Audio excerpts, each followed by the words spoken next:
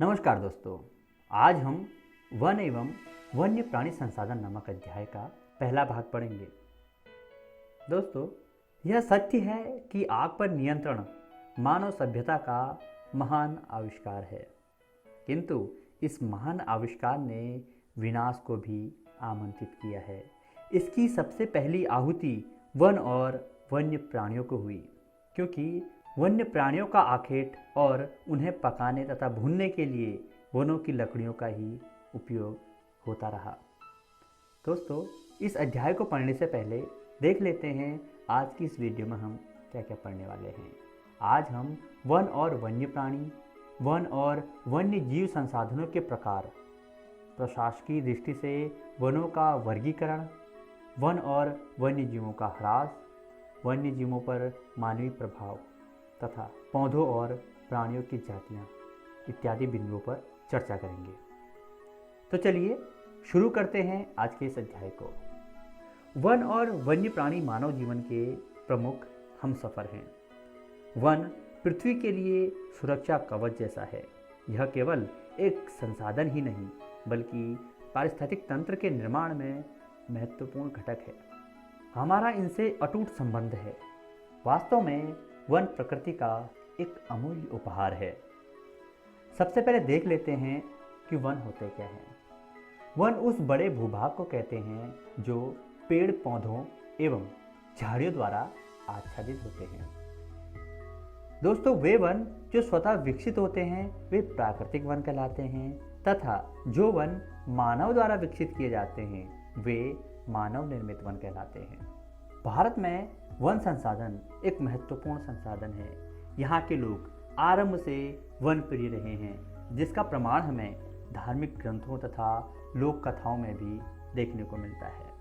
वर्तमान समय में विकास की दौड़ में हमने अपने अतीत के सभी गौरवशाली परंपराओं को नकार दिया है।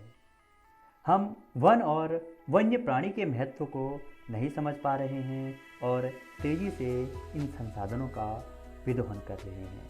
आइए वन और वन्य जीव संसाधनों के प्रकारों के बारे में जान लेते हैं। वन विस्तार के नज़रिए से भारत विश्व का 10वां देश है। यहाँ करीब 68 करोड़ हेक्टेयर भूमि पर वन का विस्तार है। रूस में 809 करोड़ हेक्टेयर वन क्षेत्र है, जो विश्व में प्रथम है। ब्राज़ील में 478 करोड़ हेक्टेयर तथा कनाडा में 310 करोड़ हेक्टेयर। वहीं संयुक्त राज्य अमेरिका में 303 करोड़ हेक्टेयर वन भूमि है। दोस्तों, FAO अर्थात फूड एंड एग्रीकल्चर ऑर्गेनाइजेशन की रिपोर्ट के अनुसार वर्ष 1948 में विश्व में 4 अरब हेक्टेयर वन क्षेत्र था, जो 1963 में घटकर 3.8 अरब हेक्टेयर हो गया। लेकिन 2005 तक फिर इसमें सुधार आया और यह 3.95 अरब हेक्टेयर हो गया। भारत के उपग्रह ली स्तुति की 10वीं रिपोर्ट 2005 के अनुसार देश में कुल 67.71 करोड़ हेक्टेयर वन क्षेत्र है, जो कि देश के कुल भौगोलिक क्षेत्र का 20.60% है। भारत में वनों का विस्तार एक समान नहीं है। यहाँ के पूर्वोत्तर राज्य एवं मध्य प्रदेश वनों की दृष्टि से काफ़ी समृद्ध हैं, किंतु अंडमान निकोबार द्वीप समूह सबसे आगे हैं। दोस्तों, वनों के घनत्व के आधार पर वनों को 5 भागों में रखा जा सकता है। सबसे पहले बात करते हैं अत्यंत सघन वनों की। भारत में इस प्रकार के वनों का विस्तार 54.6 लाख हेक्टेयर भूमि पर है, जो कुल भौगोलिक क्षेत्र का 1.66% है। इन क्षेत्रों में वनों का घनत्व 75% से अधिक है। असम और सिक्किम को छोड़कर सभी पूर्वोत्तर राज्य इस वर्ग में आते हैं। आइए अब बात करते हैं सघन वनों की। ये वन 73.60 लाख हेक्टेयर भूमि में फैले हुए हैं, जो कुल भौगोलिक क्षेत्र का 3% है। हिमाचल प्रदेश, सिक्किम, मध्य प्रदेश, जम्मू कश्मीर, महाराष्ट्र और उत्तराखंड के पहाड़ी क्षेत्रों में इस प्रकार के वनों का विस्तार है। अगले वन है खुले वन। दोस्तों, 2.59 करोड़ हेक्टेयर भूमि पर इस वर्ग के वनों का विस्तार है। यह कुल भौगोलिक क्षेत्र का 7.2% है। कर्नाटक, तमिलनाडु, केरल, आंध्र प्रदेश तथा उड़ीसा और असम के 16 आदिवासी जिलों में इस प्रकार के वन पाए जाते हैं। इसके बाद है झाड़ियाँ एवं अन्य वन। राजस्थान का मरुस्थलीय क्षेत्र और अर्ध शुष्क क्षेत्रों में इस प्रकार के वन पाए जाते हैं। दोस्तों, इसके अंतर्गत 2.45 करोड़ हेक्टेयर भूमि आती है, जो कुल भौगोलिक क्षेत्र का 8.68% है। पंजाब, हरियाणा, उत्तर प्रदेश, बिहार एवं पश्चिमी बंगाल के मैदानी भागों में वृक्षों का घनत्व 10% से भी कम है, इसलिए यह क्षेत्र इसी वर्ग में सम्मिलित है। इसके बाद है मैंग्रोव, जिन्हें हम तटीय वन भी कहते हैं। विश्व के तटीय वन क्षेत्र का मात्र 5% क्षेत्र ही भारत में है, जो कि 4500 किलोमीटर क्षेत्र में फैला हुआ है और यह समुद्र तटीय राज्यों में फैला हुआ है। इसमें भी आधा क्षेत्र पश्चिम बंगाल के सुंदरवन में है। इसके बाद गुजरात और अंडमान निकोबार द्वीप समूह आते हैं। कुल मिलाकर 12 राज्यों, केंद्र शासित प्रदेशों में मैंग्रोव वन है, जिनमें आंध्र प्रदेश, गुजरात, कर्नाटक, महाराष्ट्र, उड़ीसा, तमिलनाडु, पश्चिम बंगाल, अंडमान निकोबार, पांडुचेरी, केरल एवं दमन दीव शामिल हैं। दोस्तों, प्रशासकीय दृष्टि से भी वनों का वितरण किया जाता है। उनमें सबसे पहले हम बात करेंगे आरक्षित वनों की। जो वन जलवायु की दृष्टि से महत्वपूर्ण होते हैं, उन्हें आरक्षित वन कहते हैं। इनमें न तो लकड़ियाँ काटी जा सकती हैं और न ही पशुचारण किया जा सकता है। वन एवं वन्य जीव संरक्षण के लिए आरक्षित वनों को सबसे अधिक मूल्यवान माना जाता है। बाढ़ नियंत्रण, भूमि संरक्षण, मरुस्थल प्रसार को रोकने तथा जलवायु नियमित रहने हेतु इसकी आवश्यकता होती है।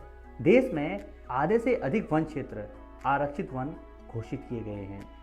आरक्षित वनों के बाद आते हैं रक्षित वन।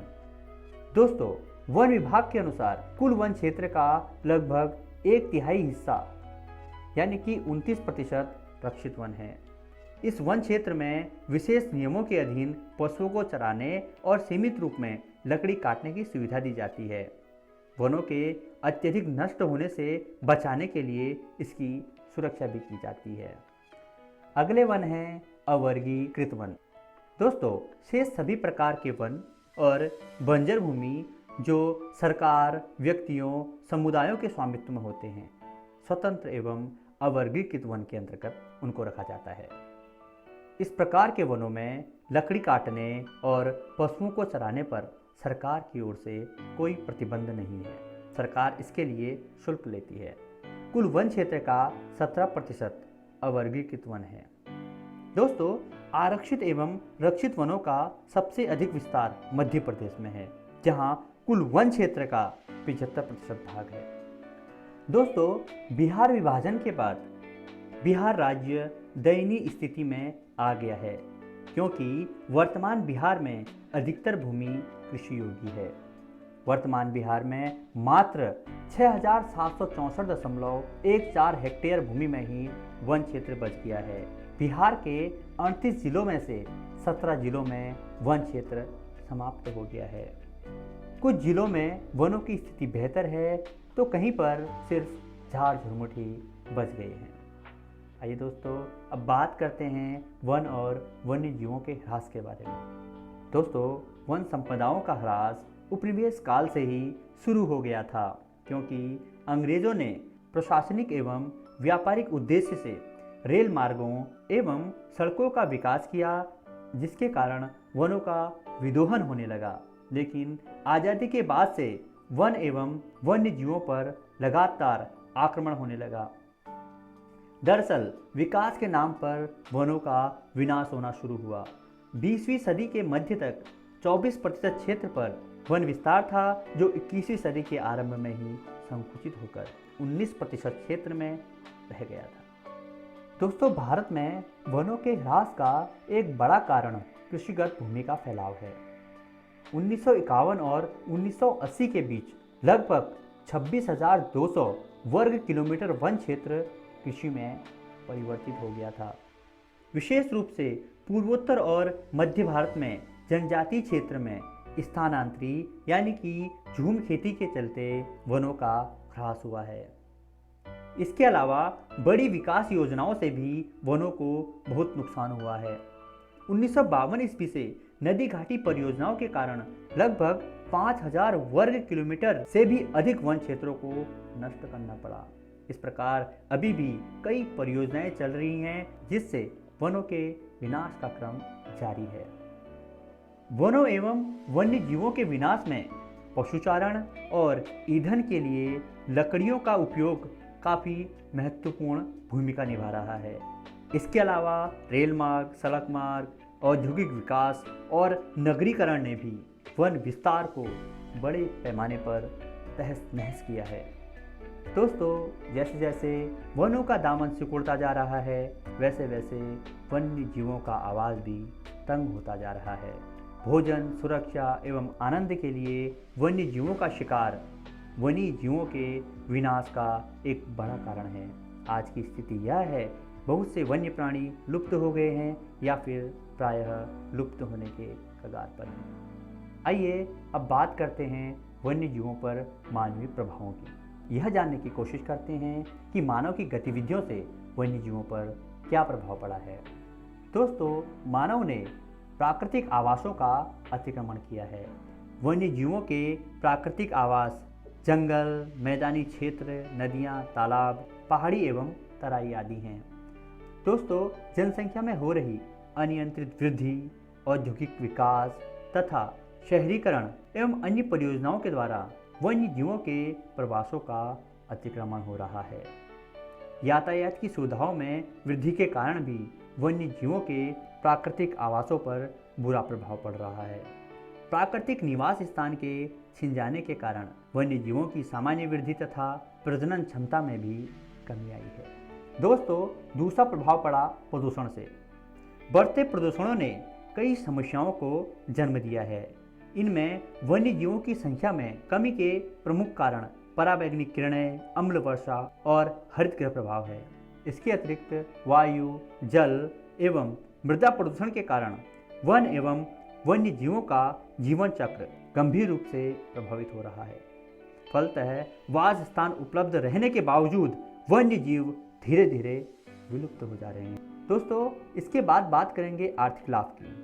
रंग बिरंगी तितलियों से लेकर मेढक, पक्षियों और जंगली जानवरों, कछुआ, तोता एवं अन्य स्थानीय परिंदों का अवैध शिकार कर इन्हें बेचा जाता है। इनकी राष्ट्रीय और अंतर्राष्ट्रीय स्तर पर कालाबाजारी होती है। आर्थिक लाभ के लिए योजनाबद्ध तरीके से खास प्रजातियों के पेड़ पौधों एवं जीव जंतुओं को स्थानीय क्षेत्र या राज्य स्तर पर दोहित किए जाने से कई प्रजातियां संकटग्रस्त हो गई हैं। चलिए दोस्तों, अब जानते हैं पौधों और प्राणियों की कुछ जातियों को। सबसे पहले बात करते हैं सामान्य जातियों की। ये वे जातियां हैं जिनकी संख्या जीवित रहने के लिए सामान्य मानी जाती है, जैसे पशु, साल और चीड़। अगली जातियां हैं संकटग्रस्त जातियां। ये वे जातियां हैं जिनका लुप्त होने का खतरा बना हुआ है। जिन विषम परिस्थितियों के कारण इनकी संख्या कम हुई है, यदि वे जारी रहती हैं तो इन जातियों का जीवित रहना कठिन है। काला हिरण, मगरमच्छ, भारतीय जंगली गधा और पूंछ वाला बंदर इसके प्रमुख उदाहरण हैं। अगली जाति है सुभेद जाति। इसके अंतर्गत ऐसी जातियों को रखा जाता है जिनकी संख्या घट रही है। यह वैसी जातियां हैं जिन पर ध्यान नहीं दिया गया तो ये संकटग्रस्त जातियों की श्रेणी में आ जाएंगे। नीली भेड़, एशियाई हाथी तथा गंगा की डॉल्फिन इस प्रकार की जातियों में आते हैं। इसके बाद की जाति है दुर्लभ जाति। इन जातियों की संख्या बहुत कम है और यदि इनका संरक्षण नहीं किया गया तो ये भी संकटग्रस्त जातियों की श्रेणी में आ सकती हैं। अगली जाति है स्थानिक जातियां।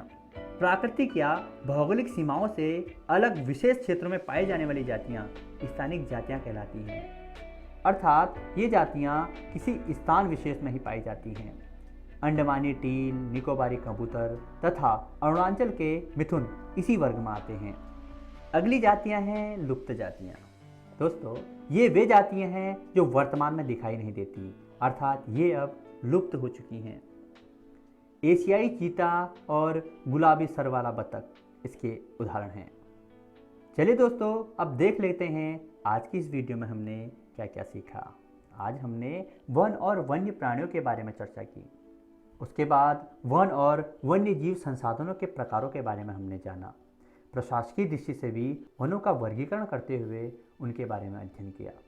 वन और वन्य जीवों के ह्रास के क्या कारण हैं उस पर भी हमने नज़र डाली। वन्य जीवों पर मानवीय कुप्रभावों को भी हमने देखा और साथ ही पौधों और प्राणियों की जातियों के बारे में भी हमने अध्ययन किया।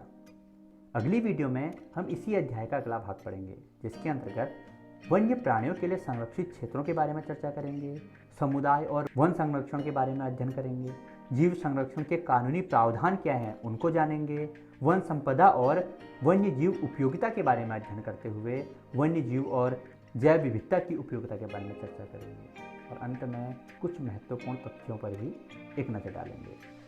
तो आशा करते हैं आपको यह वीडियो बहुत पसंद आई होगी। मिलते हैं अगली वीडियो में, तब तक के लिए नमस्कार, धन्यवाद।